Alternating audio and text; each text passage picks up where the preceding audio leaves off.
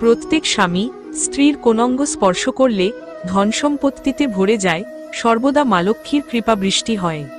বন্ধুরা, আপনারা কি কখনো ভেবেছেন যে জীবনে এত অর্থের অভাব কেন? কেন মা লক্ষ্মীর কৃপা আপনার ঘরে এসে পৌঁছায় না? আজকের ভিডিওটি আপনাদের জন্যেই। আমরা এমন এক গোপন কথা জানাবো, যা জানলে আপনার জীবনে মা লক্ষ্মীর কৃপা বৃষ্টি হবে। ভগবান শ্রীকৃষ্ণ নিজেই এই রহস্যের উদ্ঘাটন করেছিলেন, যা জানলে আপনি অর্থে ভরপুর হয়ে উঠতে পারেন। শুনতে অবিশ্বাস্য লাগলেও এটা একেবারেই সত্য। আজকের গল্পের প্রতিটি অংশে লুকিয়ে আছে এক মহামূল্যবান শিক্ষা। তাই একদম শেষ পর্যন্ত দেখুন এবং বুঝুন কিভাবে এই জ্ঞান আপনার জীবনে সম্পদ এবং শান্তি এনে দিতে পারে। অনেকদিন আগের কথা, ছোট্ট এক গ্রামের এক প্রান্তে প্রেমদাস নামের এক দরিদ্র লোক বাস করত। তার জীবনে ছিল একের পর এক দুর্ভাগ্য। তার স্ত্রী প্রতিদিনই তার উপর রাগ করত, তাকে অপমান করত, কারণ তাদের ঘরে খাদ্য ও অর্থের অভাব ছিল। স্ত্রী বলতো, তুমি কোনো কাজে আসো না, তোমার দ্বারা কিছুই হয় না, আমাদের জন্য এক মুঠো খাবারও তুমি আনতে পারো না। প্রেমদাস এই অসহনীয় অবর্ণনীয় কষ্টে দিন কাটাচ্ছিল।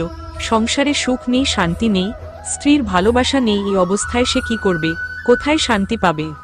একদিন প্রেমদাস ঠিক করল গ্রাম ছেড়ে নির্জন এক জায়গায় যাবে, নিজের কষ্ট থেকে মুক্তি পেতে। সে দীর্ঘ সময় হেঁটে চলল, অন্ধকারময় জীবনের থেকে পালানোর চেষ্টা করল। হঠাৎ সে দেখল এক সাধু মহারাজ, যিনি এক বৃক্ষের নিচে ধ্যানে মগ্ন ছিলেন। প্রেমদাস তার সামনে বসে কান্নায় ভেঙে পড়ল। মহারাজ, আমি আর পারছি না, আমার স্ত্রী আমাকে প্রতিদিন তুচ্ছ করে, আমার জীবনে কোনো শান্তি নেই, আমার কোনো পথ নেই মহারাজ, আমার কি করা উচিত?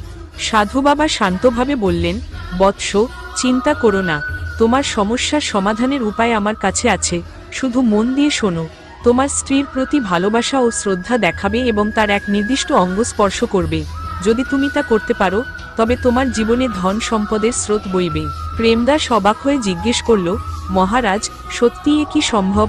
সাধু মৃদু হেসে বললেন, হ্যাঁ বৎস, তবে সেটা সঠিকভাবে করতে হবে। তোমার স্ত্রীর প্রতি যে সম্মান, যে শ্রদ্ধা তুমি দেখাবে, সেটাই হবে তোমার জীবনের সুখ ও সমৃদ্ধির চাবিকাঠি। সাধু তখন প্রেমদাসকে এক কৃষকের গল্প শোনালেন। সেই কৃষক আর তার স্ত্রী ছিল গ্রামের সুখী ও সমৃদ্ধ পরিবারগুলির মধ্যে অন্যতম।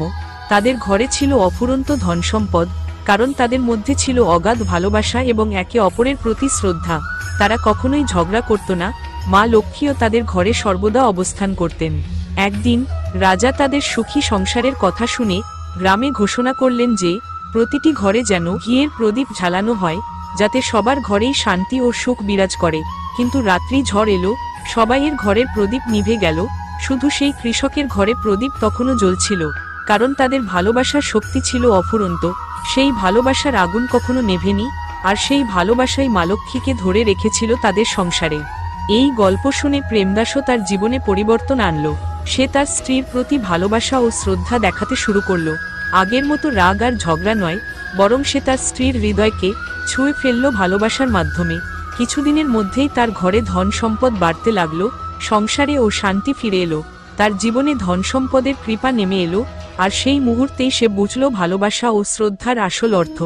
বন্ধুরা, শ্রীকৃষ্ণ গীতায় বলেছেন, যেখানে ভালোবাসা, সম্মান ও বিশ্বাস রয়েছে, সেখানে সুখ এবং সমৃদ্ধি আসবেই। মহিলার সেই বিশেষ অঙ্গ আসলে তার হৃদয়, যা প্রেম এবং শ্রদ্ধার মাধ্যমে স্পর্শ করতে হয়। আপনি যখন আপনার স্ত্রী বা পরিবারের প্রতি প্রকৃত ভালোবাসা ও সম্মান দেখাবেন, তখনই আপনার জীবনে ধনসম্পদের বন্যা বইবে। সত্যিকারের ধনসম্পদ বাহ্যিক নয়, এটি আমাদের হৃদয়ের মধ্যেই নিহিত। স্ত্রীর প্রতি আপনার ভালোবাসা ও শ্রদ্ধা হলো মা লক্ষ্মীর জন্য আহ্বান।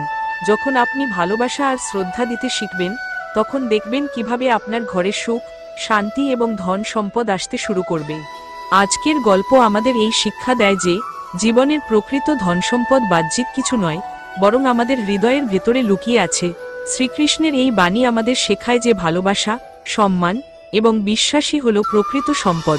তাই নিজের জীবনে এই গুণগুলি অন্তর্ভুক্ত করুন এবং দেখুন কিভাবে আপনার জীবন পরিবর্তিত হয়।